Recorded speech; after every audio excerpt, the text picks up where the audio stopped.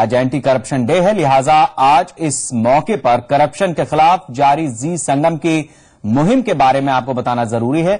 जी संगम ने भ्रष्ट तंत्र के खिलाफ हमेशा आवाज उठाई। यूपी के कई घोटाले हमने आपके सामने रखे और घोटालेबाजों को उनके अंजाम तक पहुंचाया।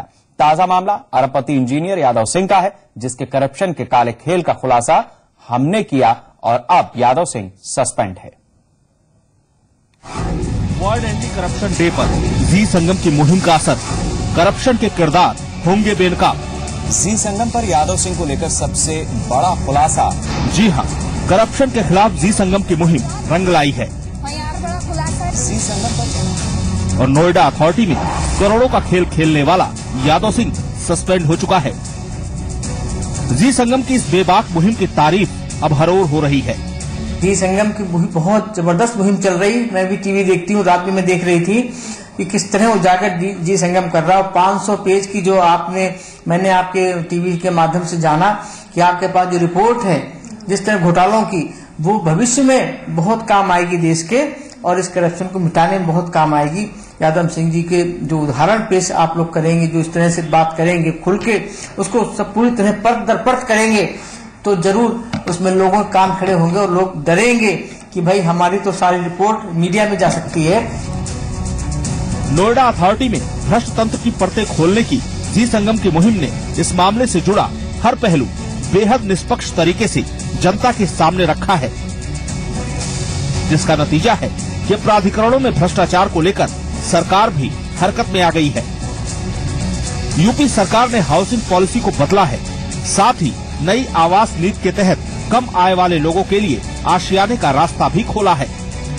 बहुत कुछ निकलना है, और जो इतनी बड़ी मुहिम जी संगम ने शुरू की है, पहले बार हम नागरिकों को लगा है कि इलेक्ट्रॉनिक मीडिया एक मजबूती से एक मुद्दे को लेकर के, जैसे यहाँ के नागरिकों को कायदे से आगे आना चाहिए था, लेकिन इतने दिनों तक संघर्ष करते करते कहीं वो हिम्मत से हार रहे थे।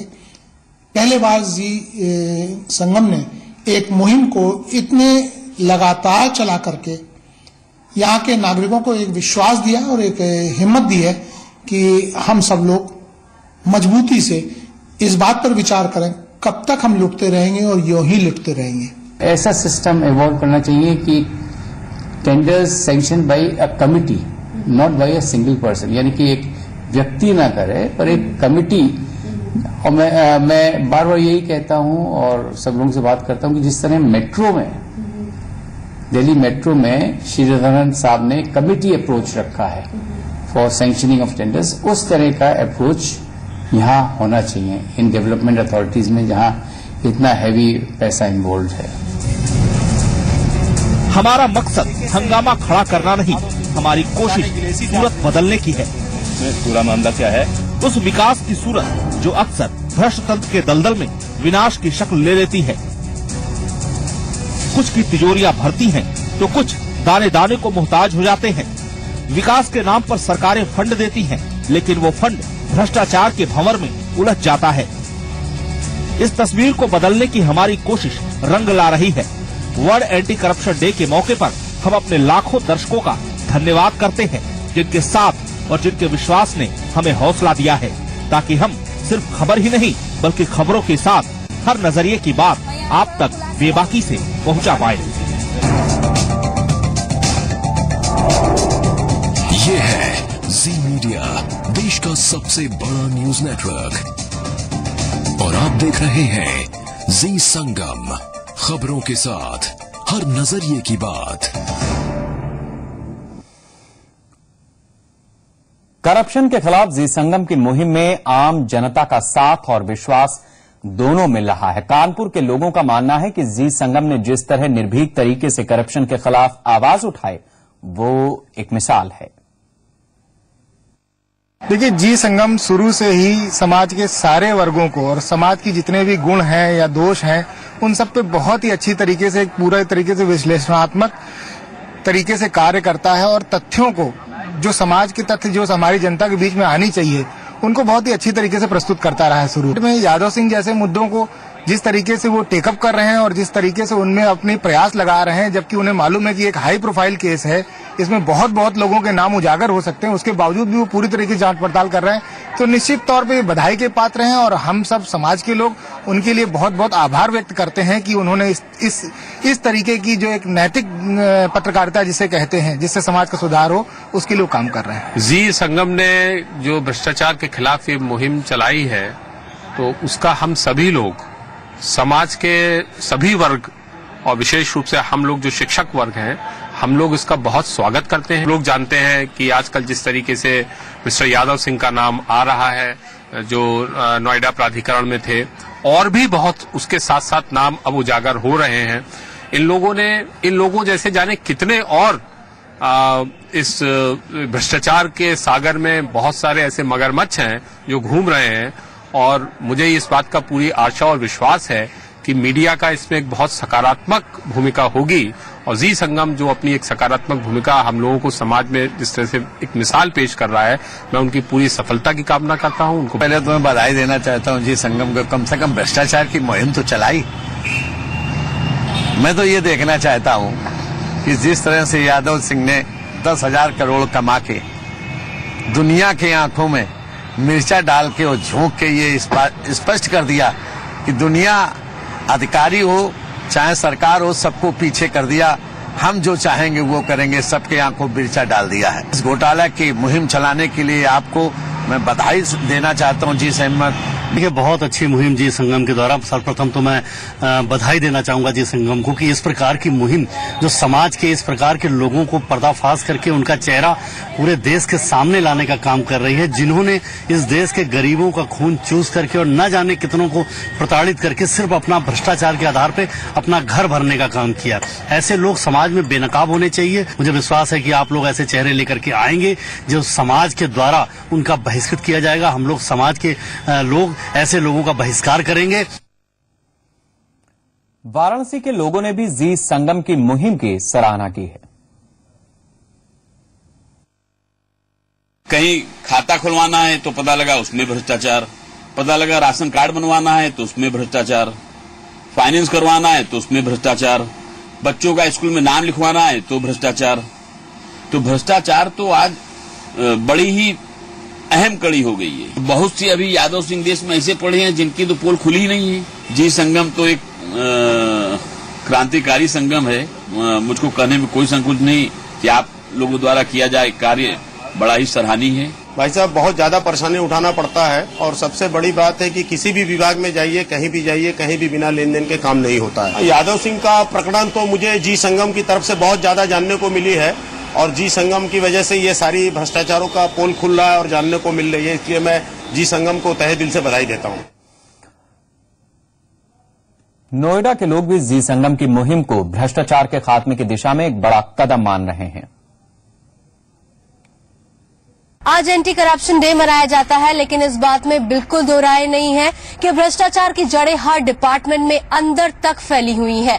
ताजा प्रकरण जो है यादव सिंह का, सबकी कह सकते हैं होश उड़ा देता है। इतना बड़ा घोटाला, जी संगम की मुहिम कहीं ना कहीं काम कर रही है भ्रष्टाचार के खात्मे को लेकर। मुझे लगता है कि ये बहुत अच्छी शुरुआत हुई है, और शायद ये जी संगम ने जो आज किया है, मुझे लगता है कि हमारे भारत के इतिहास में पहला ऐसा अवसर होगा जब किसी चैनल ने भ्रष्टाचार के लिए इतना जबरदस्त काम किया है, इतना अच्छा काम किया है। हमें उम्मीद जगी है कि शायद भ्रष्टाचार खत्म करने में जी संगम की ये मुहिम बहुत अच्छा रंग लाएगी, और निश्चित तौर पर ये सिंडिकेट खत्म होगा, टूटेगा। अब देखें, आज तक मीडिया भी कभी इस बात को लेकर आगे नहीं आया। यादव सिंह जैसे आज सब पहली बार नहीं पनपे हैं, ये 10-20 सालों से पनप रहे थे ये चीजें, पर आज तक मीडिया ने कोई साथ नहीं दिया। पहली बार जी संगम इसे लेके आया है न्यूज चैनलों पे, तो ये हमारे लिए तो बहुत बढ़िया चीज है। हम आगे भी इसकी धीरे धीरे अपना शिकायत करते रहेंगे। उम्मीद तो धीरे धीरे बनी रही है, जैसे आप लोगों ने शुरू किया है, और सब लोगों के मिलकर प्रयास से ही ये उम्मीद जगी होती है, और धीरे धीरे ठीक होना भी चाहिए, इसको हो जाएगा। और आइए सुनते हैं कि लखनऊ के लोग क्या कह रहे हैं। जी जी संगम की मुहिम के लिए मैं पूरी तरह से जी नेटवर्क को आभार व्यक्त करता हूँ। काफी रिस्पॉन्सिबल मीडिया का काम कर रहा है आपका जी संगम, और अच्छी बात है, जितने ज्यादा लोगों तक बात पहुंचेगी उतना ज्यादा अवेयरनेस फैलेगी, और इसी तरह दिखाते रहे, अलग हटकर जो हिम्मत दिखा रहे हैं उसको आगे ऐसे करना चाहिए, और भी बाकी जो लोग इन्वॉल्व हैं उनका नाम भी आगे लाना चाहिए।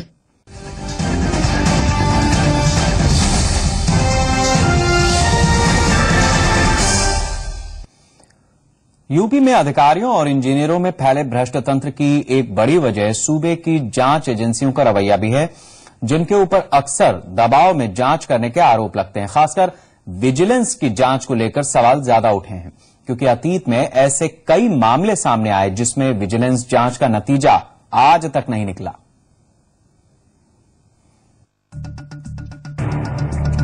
उत्तर प्रदेश में जांच करने वाले कई ऐसे विभाग हैं जिन्हें जांच सिर्फ इसलिए दी जाती है ताकि सिर्फ कार्रवाई होती दिखती रहे। नतीजा निकले या ना निकले, इससे किसी को कोई मतलब नहीं होता। उदाहरण के लिए कुछ मामलों की फहरिस्त पर गौर करिए।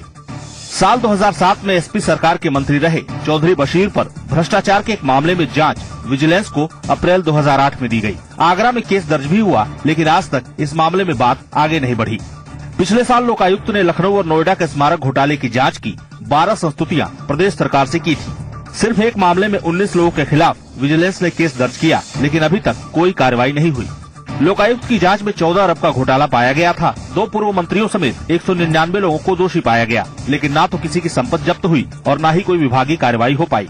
अगर सरकारी अधिकारियों कर्मचारियों की बात करें तो इनमें से करीब 130 राजकीय निर्माण निगम के और 6 एलडीए के कर्मचारी थे। इनके खिलाफ केस दर्ज करने, विभागीय जांच करने और कई की संपत्ति जब्त करने तक की सिफारिश हुई थी, लेकिन जांच रिपोर्ट 1 साल से धूल खा रही है। एक्ट में इतना डिस्क्रिशन है, रूल्स में इतना डिस्क्रिशन है कि discretion is a law for the Noida. इतना ही नहीं, कईयों ने तो जांच के दौरान वीआरएस ले लिया और कई रिटायर हो गए। हैरानी की बात यह है कि इनमें से कई का प्रमोशन भी हो गया। एलडीए के कुख्यात अभियंता एसबी मिश्रा, जिनके आगे उस वक्त एलडीए के वीसी तक खड़े हो जाते थे, जिनकी सीधी पहुंच उस वक्त सीएम हाउस तक थी, इस पूरे घोटाले के सूत्रधार रहे। लोकायुक्त की जांच में इनकी संपत्ति जब्त करने तक की सिफारिश थी, लेकिन सरकार बदलने के बाद एसबी मिश्रा ने वीआरएस ले लिया और प्राधिकरण ने भी उन्हें एनओसी दे दी। इसी तरह आरके शुक्ला, जो एलडीए में तत्कालीन अधिशासी अभियंता थे, लोकायुक्त की जांच में दोषी पाए गए, लेकिन वो आराम से प्रमोशन पा गए और आजकल जनाब मथुरा में चीफ इंजीनियर हैं। इसी तरह जांच में दोषी पाए गए एलडीए के अधिशासी अभियंता विमल सोनकर गाजियाबाद में पोस्टेड है और महेंद्र सिंह को कानपुर अथॉरिटी में तैनाती मिल गई है। इनकी भी संपत्ति की जांच करने और केस दर्ज करने की सिफारिश की गई थी। राजकीय निर्माण निगम के तत्कालीन जीएम अरविंद त्रिवेदी के खिलाफ विभागीय जांच की सिफारिश की गई थी, लेकिन उन्हें लखनऊ में बन रही नई हाईकोर्ट बिल्डिंग का इंचार्ज बना दिया गया है। लोकायुक्त कहते हैं कि जिनके खिलाफ विजिलेंस की जांच चल रही हो, उनका प्रमोशन नहीं हो सकता। तो निर्माण निगम में भी यही कार्रवाई होनी चाहिए कि उनके आगे प्रमोशन रोके जाने चाहिए और उनको निर्माण के कार्यों में नहीं लगाना चाहिए, लेकिन ऐसी कोई सूचना नहीं है और मैं समझता हूँ शायद किसी के खिलाफ कोई कार्रवाई नहीं है। यानी यूपी में विजिलेंस की जांच का हश्र क्या होता है, ये बताने की जरूरत नहीं है। इसका इस्तेमाल ऊपर बैठे लोग अपने अपने नफे नुकसान के हिसाब से करते हैं। लिहाजा यादव सिंह के खिलाफ हो रही विजिलेंस जांच का कुछ नतीजा निकलेगा, इसमें संदेह की गुंजाइश ज्यादा है। विवेक तिवारी, जी मीडिया, लखनऊ।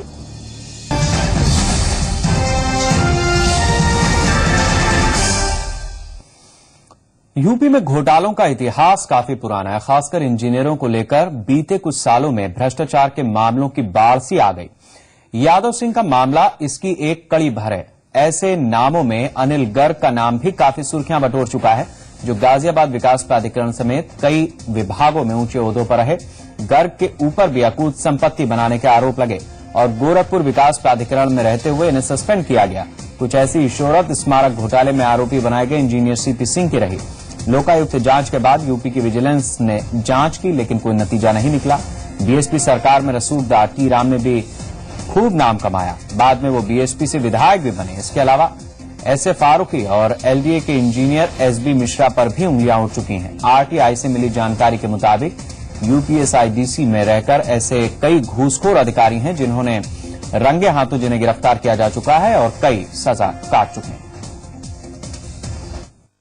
काम निर्माण का, देह सृजन का, लेकिन करते हैं घोटाले और खड़ा करते हैं काले धन का साम्राज्य। उत्तर प्रदेश में इंजीनियर्स पर लगातार सवाल उठते रहे हैं। उत्तर प्रदेश में अभियंता वर्ग की भूमिका कई घोटालों में बार बार सामने आती रही है। ऐसे में सवाल उठने लगा है कि निर्माण करने वाले इस वर्ग में भ्रष्टाचारियों की पैठ कैसे हो गई है। कैमरामैन जयप्रकाश साथ अवनीश विद्यार्थी, जी मीडिया, लखनऊ।